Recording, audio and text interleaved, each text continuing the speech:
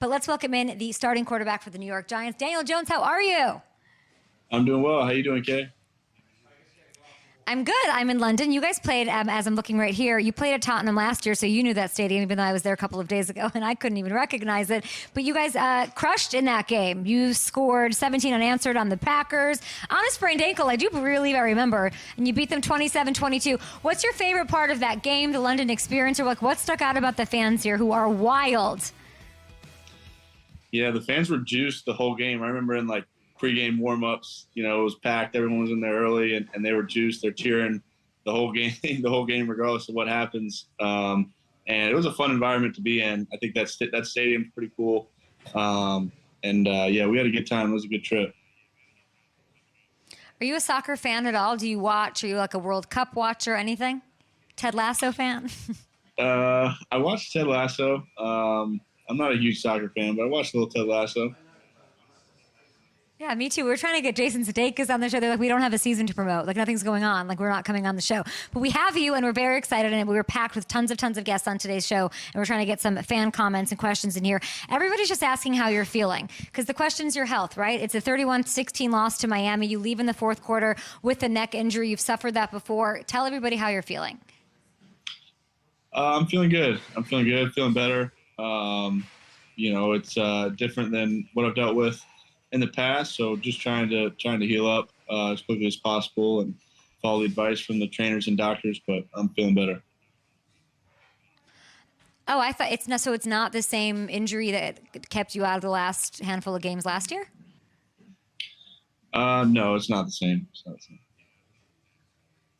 Can you tell us how it's different?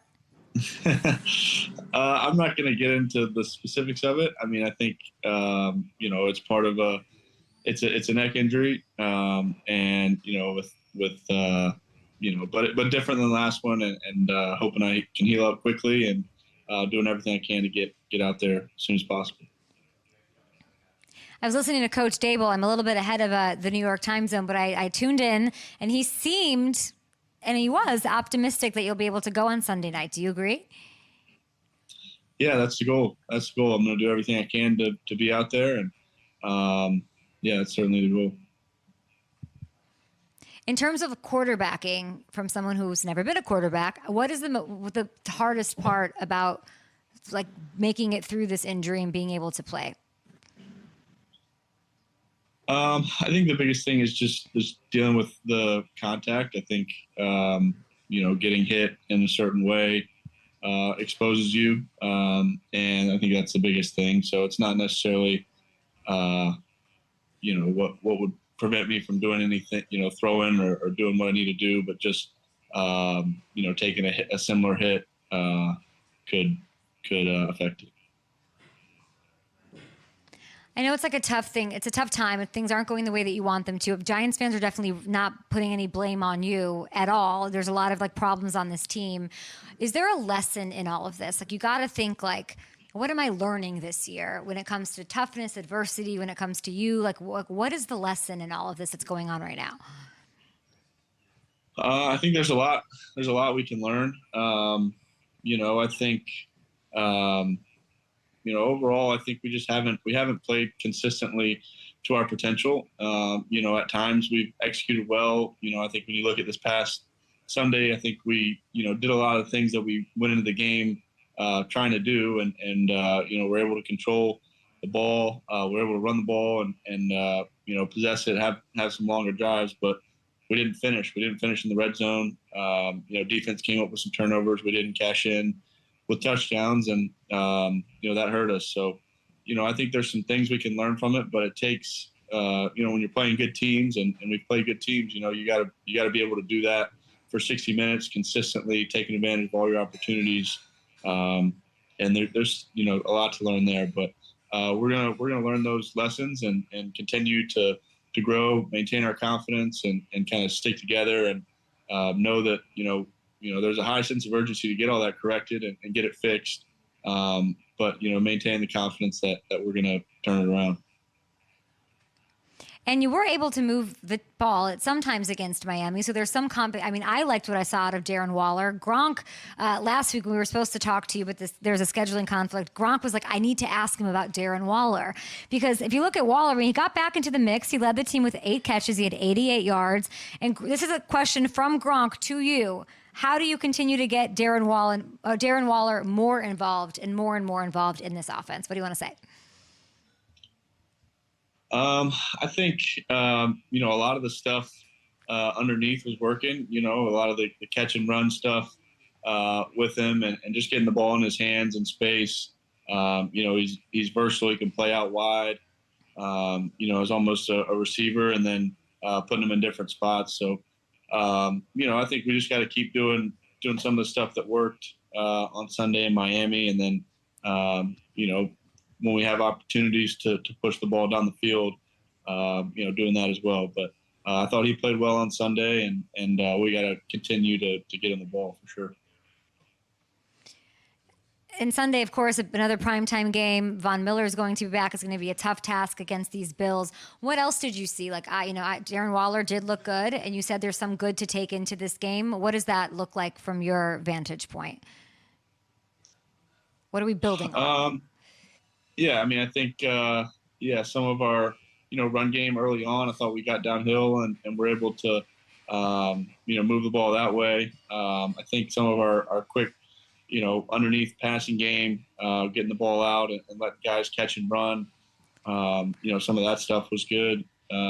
We gotta hit our, opportunities to make plays and we gotta, find ways to push the ball down the field. But, we protected the ball, and we're able to drive it on them. We just gotta finish those drives.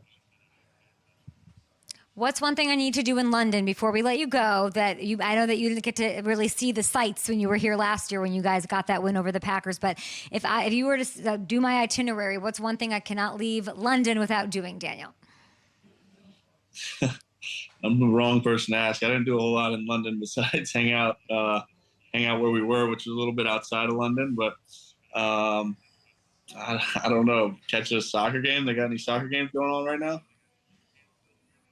You just said you don't even like soccer. I don't know. No, I think we're supposed to interview some Tottenham Hotspur players, and I'm going to pretend I know what I'm talking about, but I don't. But it's good to see you smiling. I think to be honest, a bunch of Giants fans in the chat want to see you frustrated. What do you think of that? A lot of I want to see him mad. Does that happen outside the camera or no? I'm certainly frustrated. We're all frustrated with where we are, and I think certainly didn't expect it to be in this position, but we're frustrated and using that to fuel us and how hard we're working. But at the end of the day, me coming on your show and being frustrated or being frustrated, all the time isn't really going to help us get a whole lot of results. So we're working hard. We know we got to fix a lot of issues, but working hard to do it. Yeah, don't you guys understand? Dable's the hothead that gets out of hand and throws things and turns red as a tomato, and Daniel Jones is the even keel one who keeps it level. Who out of the players is the most demonstrative? The one that sort of turns into Hulk the easiest after a game? I'm just curious. Saquon. Saquon can get pretty fired up. Maybe him. Yeah. Daniel, tell me about, as we do each and every week, this is our tradition between you and I, Saquon. Let's go. We can talk about what are the biggest problems on this team. Everyone wants to say O-line, people want to say this, but Saquon not being out there is pretty much at the top of the list. Yeah, he's a big part of what we do for sure. So, we'll look forward to having him back when he can get out there, and hopefully that's soon. Take your vitamins, eat your Wheaties, Saquon. We need you out there. It's a great opportunity to turn everything around on Sunday night. Bright lights, Daniel. Let it rip. As always, we appreciate you for coming on and chatting with us for a bit. I will find out what soccer game I can go to. Probably one at a park or on the pub with a bunch of drunk dudes after work and pints of beer here at Wilton Arms in London. Thanks, Daniel. All right. Thanks, Kay. Thanks for watching. Subscribe here to get the latest Up and Adams content right on YouTube.